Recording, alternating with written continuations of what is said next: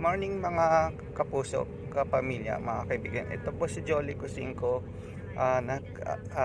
sa isang taxi driver tungkol sa mga hinaing niya dun sa tax at laki ng ng pamamasada. Okay. Sir, ano pong masasabi niyo po doon sa ating problema ngayon sa transportasyon, na hindi na ibibigay yung tamang tamang discount o tamang pamamahagi po nung gobyerno para doon sa ating discount pag sa gasolina dahil sobrang mahal? Sir, sa akin lang po bilang isang ordinaryong driver po, salamat po at may nagtanong po sa akin ng ganyan. Ang para sa akin lang po, sana kung hindi talaga darating yung tamang fuel subsidy sa driver, dapat po ganito na lamang po ang gawin ng gobyerno. Siguro po, sa lahat po ng gasolinahan, obligahin po na magbigay ng diskwento na 3 piso per liter sa driver. Sa lahat po ng public utility vehicle po, ganun na lamang po. Kasi karamihan mo naman po talaga sa nangyayari po, wala pang dumarating ng fuel subsidy sa mga driver po ganyan. Sana po, suggestion lang naman po kung mabigyan po ng, kumbaga mapakinggan po yung sasabihin ko po, ito marami pong salamat. At salamat din po sa tanong na yan, sir. Pag kayo po may chance po makipag-usap po sa LTFRB, ano pong gusto niyo pong sabihin sa kanila? Kasi sila yung in charge dun sa yung sa funds ng ating sa transportasyon, sa discount. Ano pong gusto niyo iparating sa LTFRB? Sa akin po bilang isang driver lang po, sir, no? Sa akin, naintindihan ko naman po yung katayuan ni LTFRB kung bakit ganon. Pero sana po, yung tamang proseso po dapat ang mangyari. Kasi nga po, pagka ibibigay mo yung fuel subsidy ay mapapadaan lamang po sa operator. Wala po talagang ganun na direct siyang bibigyan din ng operator sa driver. Kasi po ito, gaya po ng unit po namin, no? Totoo ito. 20 mahigit yung unit ni boss. Ni isa po sa amin wala po nakakuha ng fuel subsidy. Sana po, mas maganda na lamang po siguro na lahat po ng transport vehicle, public po, ay mabibigyan niya po ng kahit na magkano diskwento sa mga gasolinahan para diretso pong makakamtan ng driver talaga yung gustong ihatid ng gobyerno na tulong. Saka hindi man namin mahawakan yung pera, at least maranasan naman po namin yung konting ginahawa bilang isang driver, sir. Ganun po.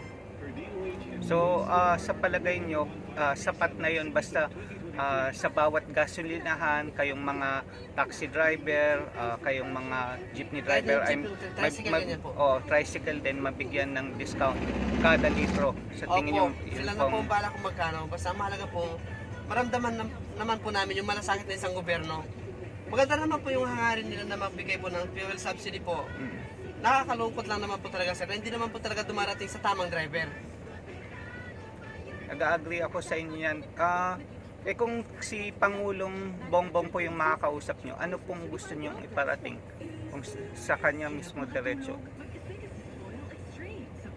Ano pong gusto nyo iparating bilang driver? Kasi lahat tayo may karapatan talaga sa ganyan, discount. Minsan, yun nga, dahil hindi nakakarating sa kanya, kung kayo may chance na marinig itong hinaing nyo, anong gusto nyo sabihin sa kanya? Unang-una, sir, napapasalamat po ako na si President Bongbong ay may malasakit talaga sa mahihirap na kagaya ko. Yun nga lamang po ay hindi naman talaga dumarating yung tamang tulong sa amin. Pero kung sana kung marinig niya po ng maayos yung sasabihin ko po, sana po, Mr. President, ganito na lamang po sana.